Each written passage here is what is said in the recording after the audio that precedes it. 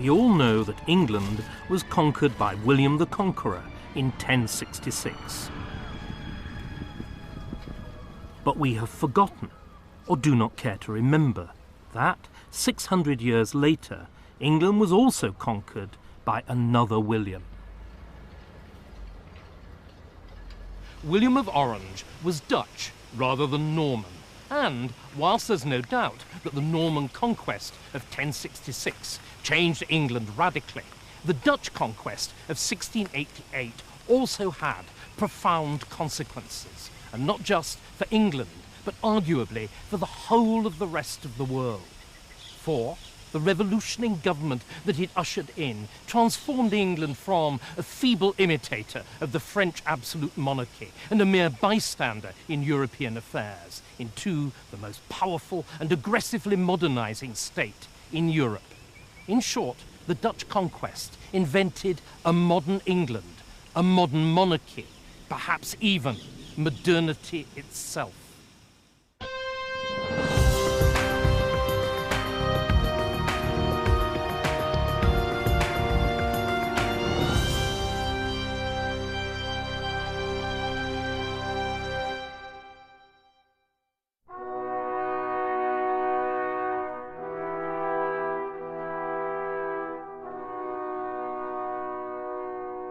The purest form of monarchy is despotism, the unencumbered rule of an individual, free from any interference by parliament, church, or any other body.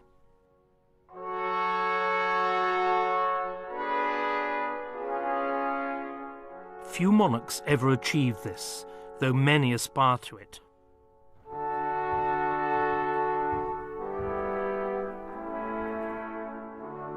The archetype of English despotism is Henry VIII.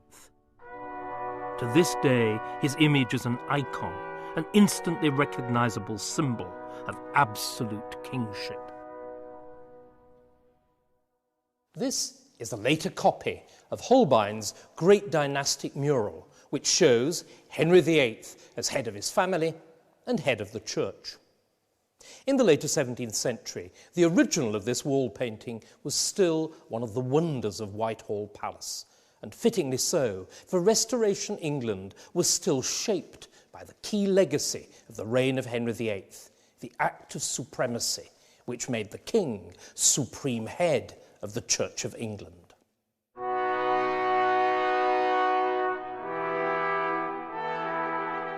For a century and a half, Henry and his successors had exploited the religious authority conferred by the supremacy to try to make royal power effectively unlimited by Parliament or anybody else. 150 years after Henry's death, the restored monarchy of Charles II came close to achieving this, as, towards the end of his reign, the support of the uncritically royalist Church of England and subsidies from his cousin, the Catholic Louis XIV, enabled Charles to rule without Parliament. When he died unexpectedly in 1685, he was succeeded by his brother, James. It was a testament to the strength of Charles's monarchy that this succession went unchallenged, because James had done something that many people thought made him ineligible for the kingship of Protestant England. He converted to Catholicism. There'd been attempts in Parliament to have him excluded from the succession. But the protests had died away. The climate had changed, so that now, as he was proclaimed king on the 6th of February, all the difficulties seemed miraculously to have vanished. Crowds of Londoners toasted him in free wine and cheered. The smoothness of James's accession was underscored by the magnificence of his coronation.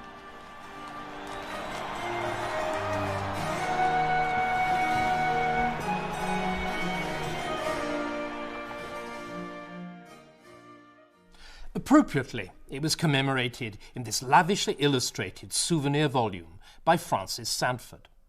The volume, which was James's own idea, records every aspect of the ceremony in the minutest detail. Also, on James's orders, all the figures are actual portraits. So here is Henry Purcell. the master of the king's music, who composed and directed the music for the ceremony, culminating in his great anthem, My Heart is Inditing.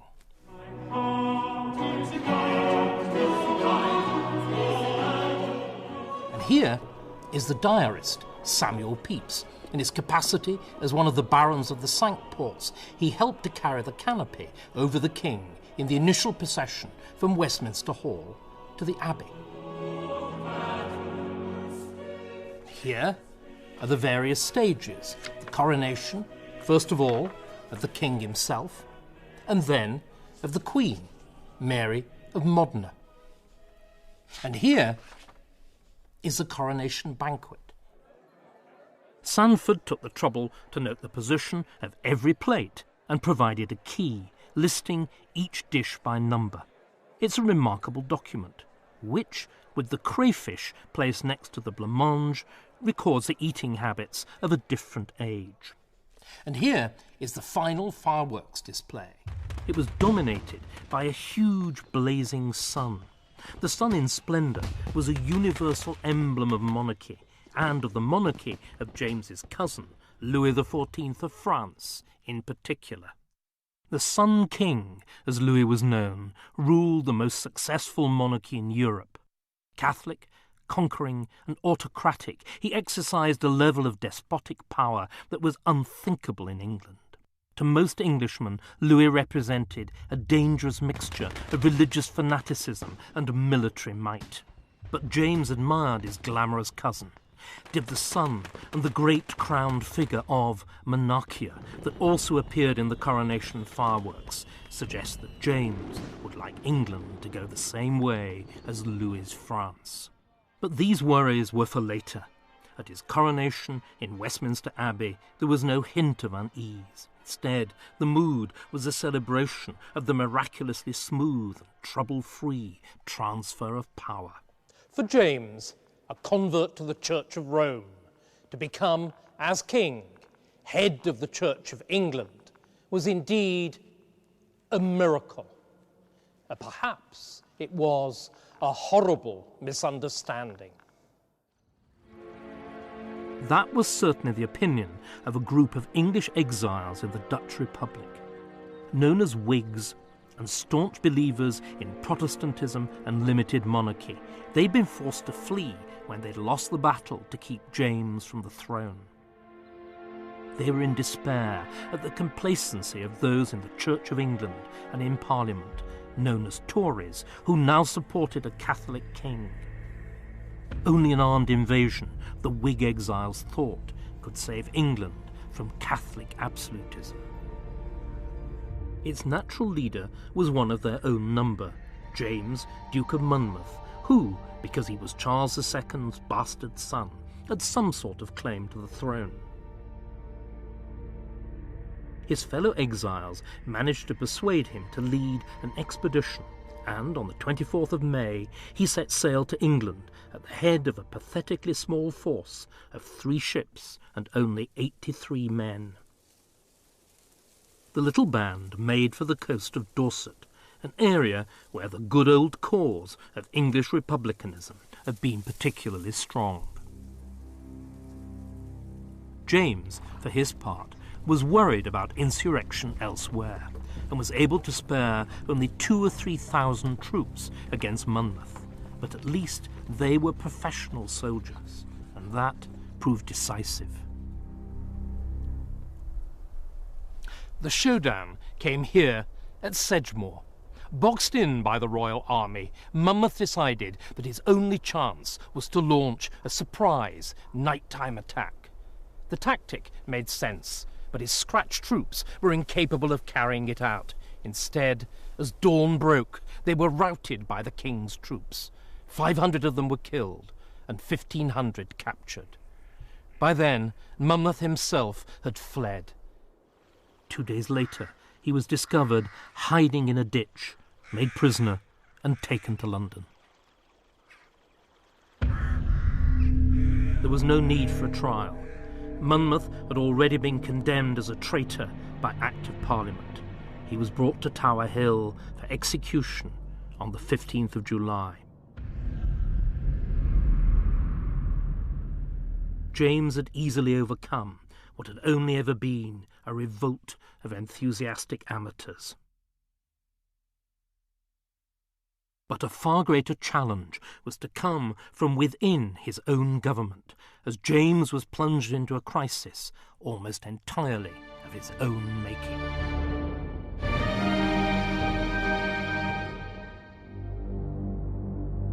James II was England's first Catholic monarch for over 150 years. Ever since the Reformation, Englishmen had been taught to hate and fear Catholicism as foreign, ungodly, and above all, un-English. How, in view of these deep-seated fears, could a Catholic monarch be head of the Protestant Church of England?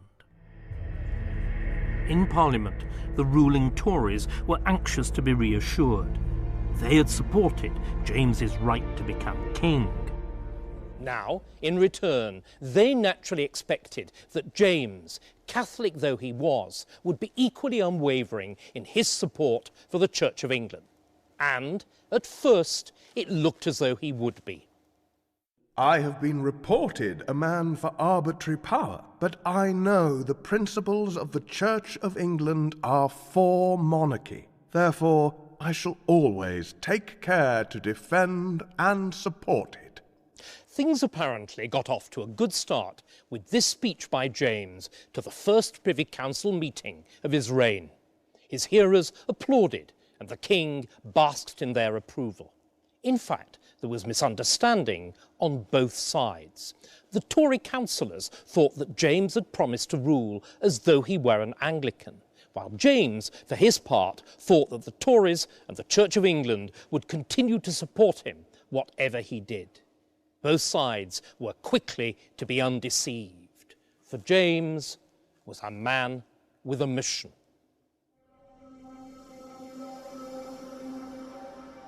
For, whatever he may have said in public, James saw his own succession against the odds as giving him the God-appointed task of reconversion, as he made clear in his own private devotional writings. God Almighty be praised, by whose blessing that rebellion of Monmouth was suppressed.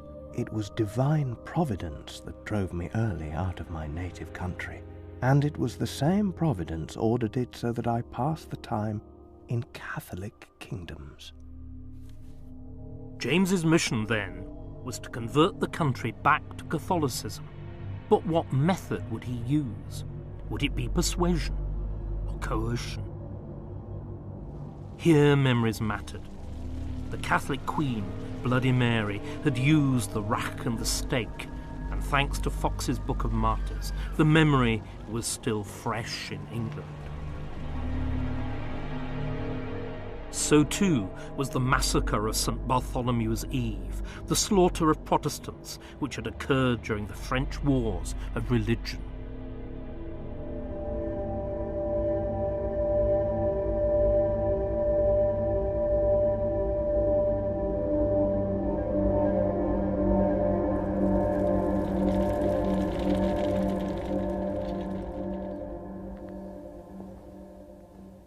These memories, which had scarcely faded, were revived in the most dramatic possible fashion by Louis XIV of France, the outstanding contemporary Catholic king and James's model and mentor. For, on the 22nd of October, 1685, Louis revoked the Edict of Nantes, which, by granting toleration to French Protestants, had brought the terrible wars of religion to an end. News spread quickly to England, and the effects were dramatic. The country erupted. Cartoons and leaflets appeared, warning of the actions of the French tyrant, demolishing churches and plundering the common people. James's Catholicism did not now just affect political stability, it might also be a threat to body and soul. The message was clear: England might be next.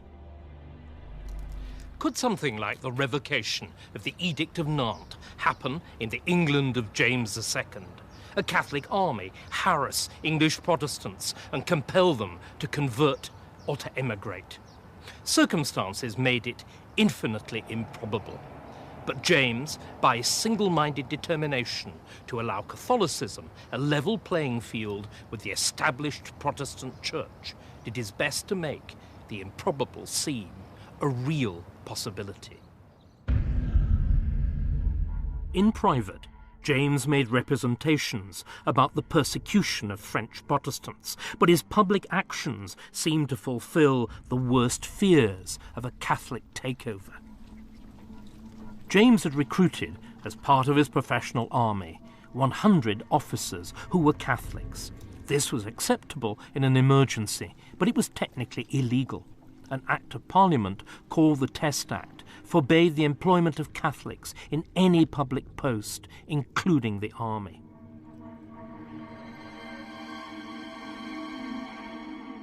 With characteristic bluntness, James tackled the issue of Catholic army officers head-on in his speech from the throne, when he vowed that nothing would ever make him give them up. To deal plainly with you, I will neither expose them to disgrace, nor myself to the want of their assistance, should a second rebellion make it necessary.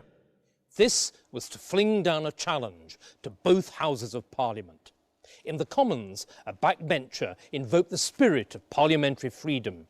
I hope we are Englishmen, and not to be frightened from our duty by a few high words.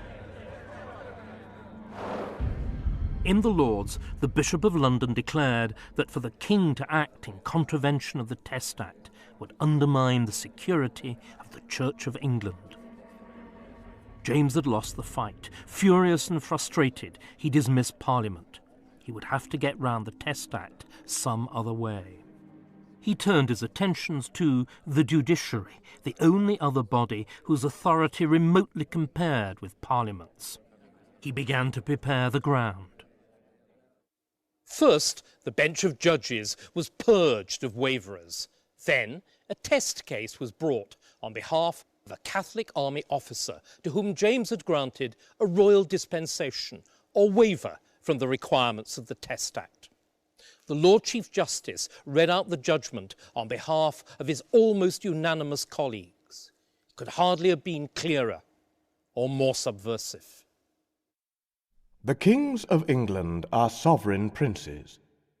The laws of England are the king's laws.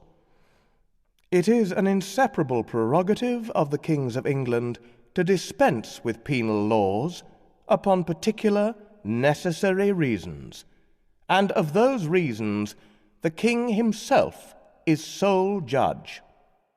This ruling turned Parliament into a mere sleeping partner in the Constitution. It might pass whatever laws it liked. Whether and on whom they were enforced was entirely up to the king. But most of all, the judge's ruling was exquisitely uncomfortable for the Tories, since it turned one of their fundamental beliefs in the unconditional nature of royal power against the other in the sanctity of the Church of England. And it was to the Church that James was to turn his attention next. His victory in the courts had given him the power to overturn anti-Catholic legislation on a case-by-case basis. But his ultimate goal was to get the power to nullify all the laws which Parliament had made against Catholics. The Church of England, with its wealth, its power, its churches in every town and village, was the great obstacle to this. But boldly handled, and James was nothing if not bold, the Church might be the means to bring about change. For had not the Church of England made absolute obedience to the king an article of faith preached from every pulpit? First, James drew up a Declaration of Indulgence, which offered universal religious toleration to all Anglicans, Catholics, and Protestant dissenters. Then he commanded the clergy of the Church of England to read out the declaration in every parish church. This impaled the Church on the horns of a dilemma. Should they obey the king's commands, or God's as they saw it? The Archbishop of Canterbury, William Sancroft, summoned his fellow bishops to a secret supper party at Lambeth to discuss the situation. When the meal was over, 7 of them signed a petition to the king denouncing his declaration. In their petition, the bishops contrived both to have their Tory cake and to eat Whig principles. On the one hand, they invoked our Holy Mother, the Church of England, which was, both in her principles and practice, unquestionably loyal. And, on the other, they argued, like good Whigs, that the Declaration was founded upon a dispensing power as hath often been declared illegal in Parliament. This was a dramatic turnaround. Only 3 years before, Sandcroft, as Archbishop of Canterbury, had crowned James at Westminster Abbey. Now he was the instigator of a document that criticised the king on a central constitutional issue. It was a frontal attack on royal policy and, as the petition quickly circulated in print, a public challenge to royal authority as well. James determined to face it down by prosecuting the bishops for seditious libel. But he had underestimated the bishops, who showed unexpected courage, and he completely misjudged the mood of the people, which the bishops, showing a remarkable flair for public relations, were able to milk. Instead of being intimidated by the indignity of prosecution, the bishops pursued a deliberate policy of non-cooperation. They refused to raise security for bail, with the result that they were all imprisoned in the Tower of London.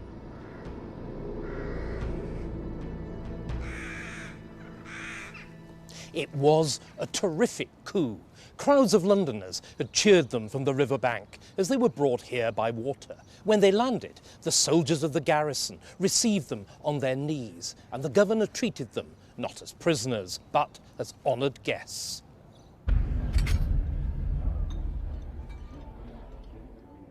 The bishops' brief and comfortable stay in the Tower had turned them into celebrities. More importantly, it had turned the constitutional question of James's power into a public issue. At the trial, in the huge spaces of Westminster Hall, passions about the legality of the dispensing power itself rose to such an extent that decorum broke down. The spectators cheered counsel for the bishops and booed and hissed the royal lawyers. The jurors stayed out all night in continuous deliberation. Then, the following morning, they returned the verdict of not guilty.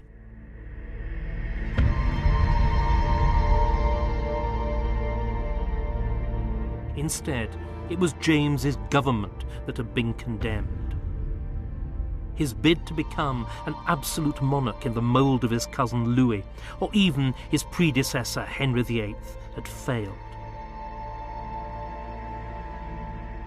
No English monarch would ever dare make the attempt again. James's eagerness to legitimise Catholicism in England had brought him into open conflict with Parliament, the bishops, and now the courts. He came off worse in all these conflicts, but even so, he might have survived. It was an unexpected event which took place in the bedchamber at St. James's Palace that brought about the final crisis. Mary of Modena, James's second wife, a Catholic, came from famously fertile stock, and she duly conceived frequently, but all the babies either miscarried or died in infancy. James already had 2 daughters by his previous marriage, Mary and Anne, who were next in line to the throne. They were firm Protestants, so, as matters stood, when James died, the anomaly of his Catholicism would die with him. On the other hand, were he now to father a male heir by his second wife, the Catholic threat would remain for another generation. In the late summer of 1687, Mary took the waters at Bath. Remarkably, it seemed to do the trick, and in December her pregnancy was officially confirmed. Now the question was, would Mary finally produce a healthy heir?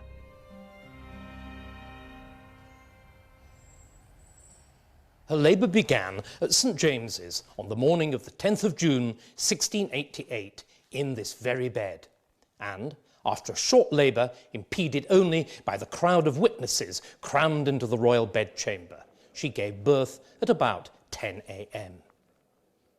The baby, christened James Francis Edward, was a boy, and once his doctors had stopped feeding him with a spoon on a gruel made of water, flour and sugar flavoured with a little sweet white wine, and allowed him human milk from a wet nurse, he was healthy. Normally, the birth of a Prince of Wales would have crowned James's attempt to reassert royal authority, but the birth of James Francis had the opposite effect. It was a prelude to war. James's opponents, his daughters Mary and Anne among them, decided that they couldn't tolerate the prospect of a Catholic succession. Anne, who still lived in her father's palace, had always disliked her stepmother for her airs and graces. When the child was born, she took pleasure in suggesting that it was a changeling and not in fact Mary's. There were, she claimed, a number of things not quite right about the circumstances of the birth. Mary of Modena was too well. James, bearing in mind his wife's previous disastrous gynecological history, was too confident, and he was too confident in particular that he would have a son. So the pregnancy must be supposititious, and the child a changeling smuggled into the Queen's bed in a warming pan. The story of the maid and the warming pan was embroidered with lots of circumstantial detail and circulated in scurrilous pamphlets and prints as part of a black propaganda campaign. It was all malicious nonsense, of course, but Princess Anne believed it, and she persuaded her sister Mary in the Netherlands to believe it too. Mary's husband also found it convenient to believe. He was William of Orange, and he came from a long line of Dutch princes. He was James's nephew, as well as his son-in-law, and a man of consuming ambition in his own right.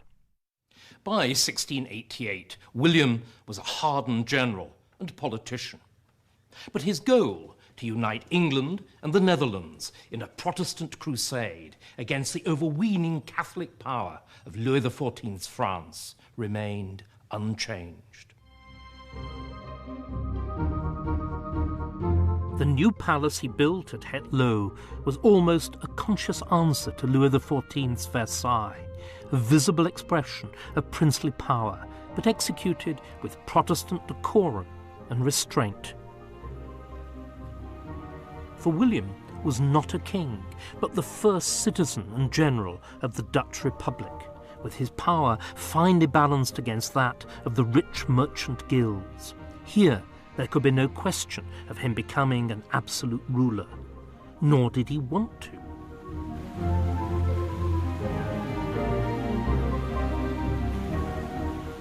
His interest lay in foreign policy and the war against France, which is why he was so concerned with English affairs. Bearing in mind his position as James's son-in-law, William had every reason to suppose that he would gain control of England naturally when his wife succeeded as Queen Regnant on her father's death. But James's Catholicizing policies, and still worse, the birth of a Catholic son and heir, threatened to rob William of the prize. He would not let it go without a struggle. William now made preparations to invade. Unlike the Duke of Monmouth, he realised that he must use overwhelming force. So, in the course of the summer, he began to assemble a formidable armada. Events in England also benefited William. James had now alienated every powerful interest group in the country, including the Tories and the Church, who'd been his strongest supporters. The last straw was the birth of a Catholic heir. The result was that, on the 30th of June, and 3 weeks after the birth of James Francis, 4 Whig peers and gentlemen and 3 Tories took the revolutionary and treasonable step of signing an invitation to William to invade Britain on the grounds that 19 parts of 20 of the people are desirous of a change. They exaggerated, of course, but their sense of the popular mood was right. William was eager to take up the invitation. He now had a waiting fleet consisting of 60 warships, 700 transports, 15,000 troops, 4,000 horses and a printing press. The problem was the weather. At first, it seemed as though the weather would offer James the protection which Louis XIV had not. William had intended to set sail on the first high tide in October, but adverse winds kept him bottled up in port here for several days. Then a violent storm scattered his fleet and drove it ashore. To James, all this seemed like divine providence.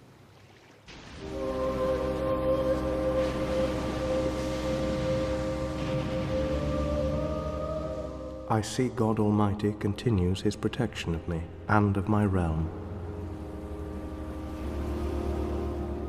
It is by his will that the wind has turned westerly again. But then the wind turned easterly and stayed that way.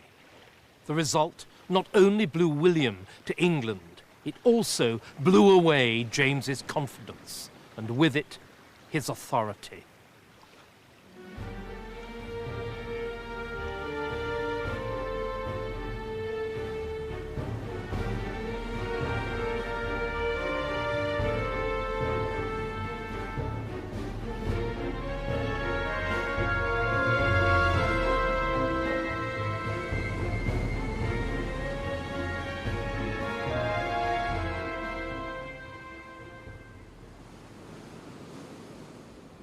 William landed, unopposed, here in Torbay on auspicious day, the 5th of November. Then he marched through cheering crowds to Exeter, where he set up camp and his printing press to churn out carefully prepared propaganda.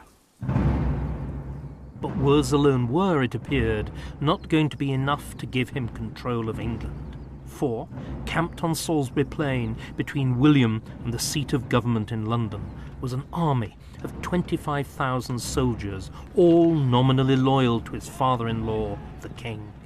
Everything depended on how they would react to the crisis. James arrived to take personal command of the royal army on Salisbury Plain. But instead of stiffening the resolve of the troops, James underwent some sort of personal psychosomatic crisis, succumbing to repeated heavy nosebleeds.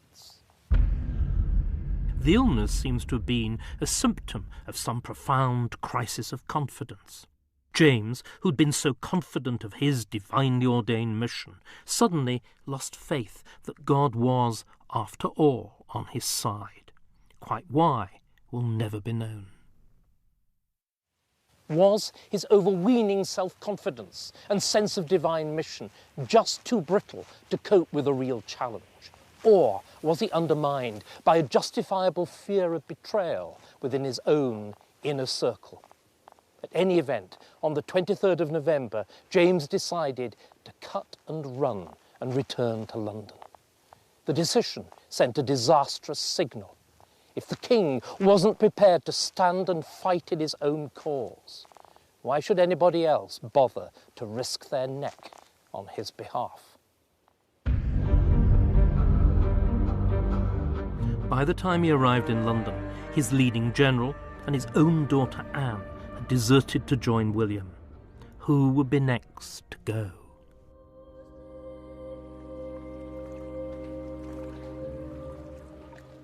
Abandoned by his God as well as his children, James's only thought now was for flight. Outwardly, he conducted negotiations with William, but they were only a cover for his real purpose. And he contrived to bungle even that. The escape of the Queen with the infant Prince of Wales had to be postponed several days and only took place on the 10th of December, when she left Whitehall disguised as a laundry woman.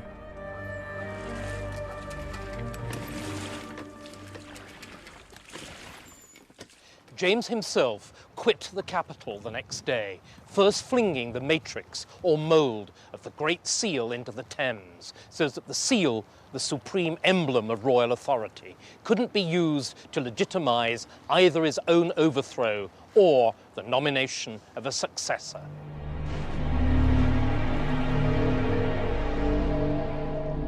His flight was a disaster too.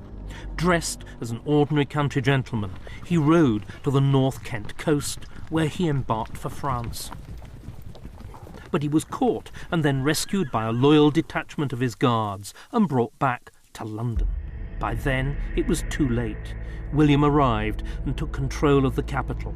On the 23rd of December, James was allowed to escape to France. This time, with William's connivance, he succeeded. Only 6 weeks after landing in Torbay, William was master of the country, and Holland had conquered England with scarcely a shot being fired. But, although in military terms it was a non-event, the Glorious Revolution, as it almost immediately became known, was to transform the monarchy. But first, William's status had to be decided. In his propaganda, William had promised to do nothing without Parliament, and an assembly of both Lords and Commons was now summoned. Tory peers wanted to make William regent, to act as caretaker, whilst the Stuart dynasty skipped a generation to his wife Mary. But William made it clear that he would be king or he would return to the Netherlands. Nobody wanted that. So, in the end, Lords and Commons agreed to a face-saving compromise. William and Mary would be joint king and queen, a sort of double monarchy, unique in the history of England, although the exercise of sovereignty would be vested solely in William. At a ceremony at the banqueting house in Whitehall, William and Mary were formally offered the crown. Mary, who'd only arrived in the country the day before, joined her husband on twin thrones under the cloth of estate. Then, the House of Lords on the right and the Commons on the left, led by their respective speakers, advanced towards the steps of the throne. The clerk read out the Bill of Rights, and a nobleman offered William and Mary the crown in the name of the Convention as the representative of the English nation. William accepted on their joint behalves, and they were proclaimed King and Queen of England to the sound of trumpets. England had, in effect, elected a king and queen, though the fact that Mary was the dethroned James's daughter drew a decent veil over the harsh reality. England and the monarchy would never be the same again.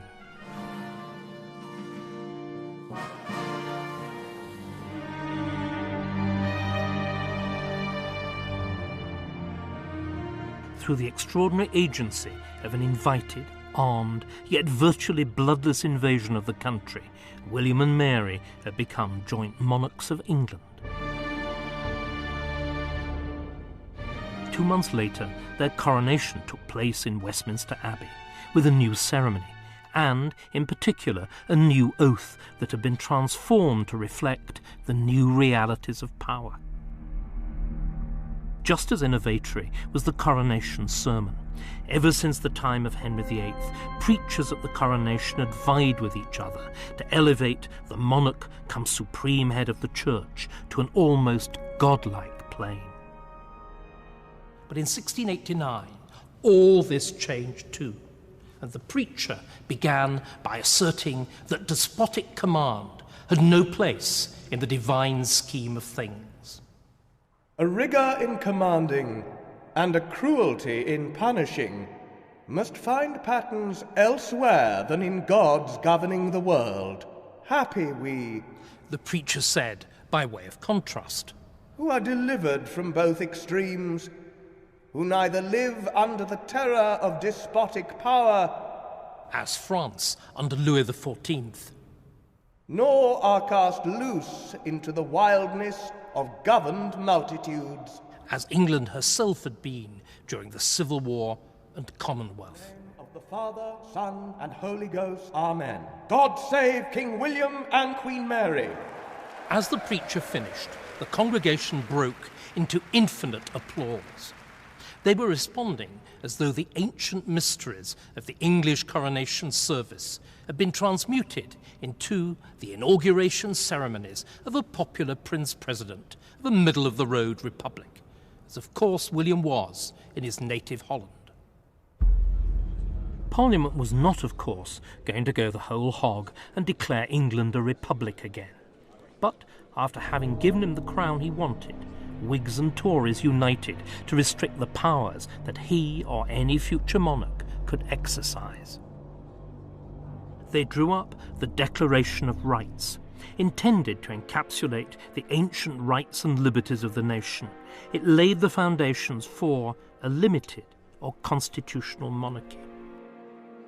The bill declared that the Crown could not suspend laws made in Parliament. It could not raise taxation except through Parliament, and it could not have a standing army without the consent of Parliament. Above all, the bill declared it inconsistent with the safety and welfare of this Protestant kingdom for the monarch to be a papist Catholic or to be married to a papist. The principle of the royal supremacy, that the English should have the religion of their king, had been stood on its head. Now the king must have the religion of his people, and no English monarch has been either a Catholic or married to a Catholic since then. It was a revolution indeed. But William's power was not totally unopposed. On the eve of the coronation, Mary had received a message from her father, the exiled James II.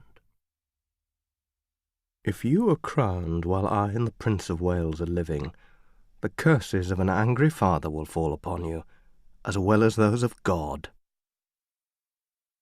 William would have to fight to keep his crown. And sure enough, on the very day of the coronation, news arrived that James had landed in Ireland with a force of French mercenaries. But this French invasion did not fare so well as the recent Dutch one. The Irish troops were unseasoned, and James's own incompetence and indolence made matters worse. The result was James's final, shattering defeat in battle by his son-in-law, William of Orange, on the banks of the River Boyne. The Battle of the Boyne is why the word orange continues to arouse such fierce and contradictory emotions on both sides of Ireland's religious divide, and why, to this day, people march and counter-demonstrate to commemorate this definitive Catholic-Protestant encounter. James, now more than ever convinced that God had turned against him, fled back to exile in France, where he took up a rather comfortable residence to the west of Paris. Here James lived out his days as an ex-king in the fractious little court that he kept at this chateau of Saint-Germain-en-Laye, Louis XIV's old palace before he'd built Versailles. James's devotions steadily became more extravagant, and his mortification of the flesh more extreme. He died in 1701, leaving a disastrous legacy of uncompromising Catholic piety to his son.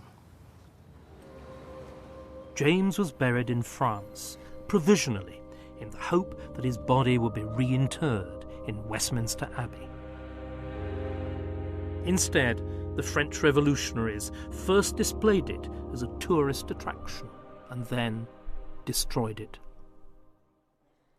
William, meanwhile, was not comfortable in the old palace that he was now inhabiting. The Palace of Whitehall had been built by Henry VIII by the Thames. William was asthmatic and detested the palace's urban, riverside position with its fogs and mists. So too did Mary.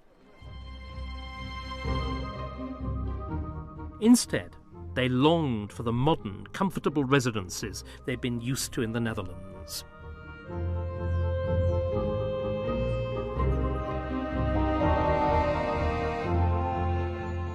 Within a few months, therefore, the couple bought the former Nottingham house, with its extensive gardens and pleasant, if rather suburban location on the western fringe of Hyde Park, and rebuilt it at breakneck speed as Kensington Palace.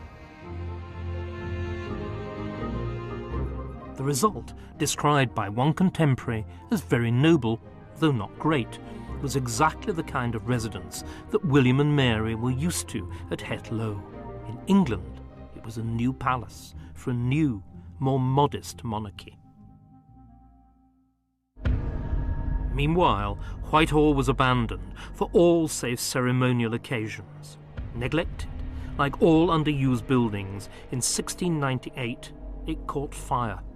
It was never rebuilt.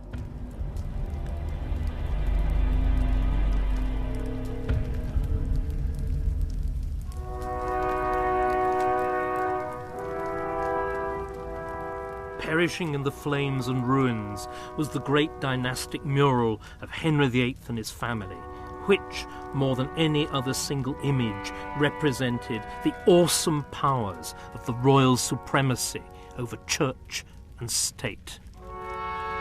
The Glorious Revolution had drawn the sting from the supremacy and its deadly fusion of religious and political power. Henry's palace and his portrait had survived the repudiation of his legacy by less than a decade.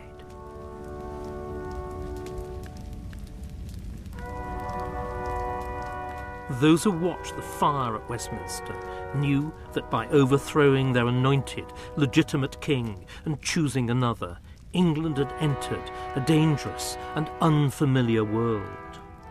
None can have realised that it had taken the first vital step to becoming the first modern state.